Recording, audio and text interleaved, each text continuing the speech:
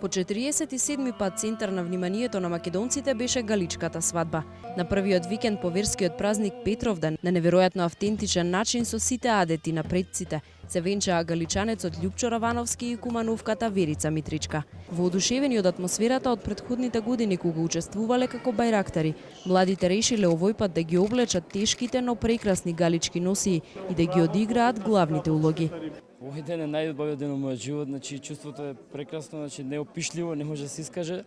Само би препорачал на секој што сака да го доживува убав момент, мора да биде присутен и да биде зет да се пријави за галичката свадба. Става посакам на секого. Галичката свадба е приказна за една долговековна традиција на мјачкиот народ, на народот во Галичник, и прекрасно е да ги слушнеш зурлите и тапаните и да осетиш да бидеш дел од ова.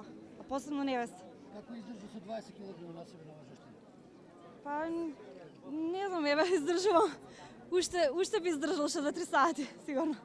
Освен што целото внимание беше насочено кон нив, Љупчо и Верица добија одлични подароци.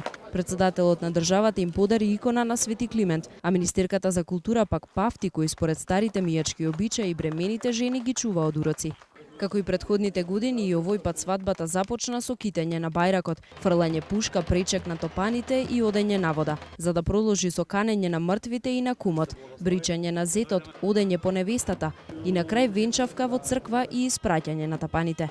Новина годинава е малата промена околу канењето на мртвите, па така зетот наместо на гробишта отиде во дворот на старата црква Света Петка за да го покани таму закопаниот Арсений, првиот кој ја обновил оваа црква.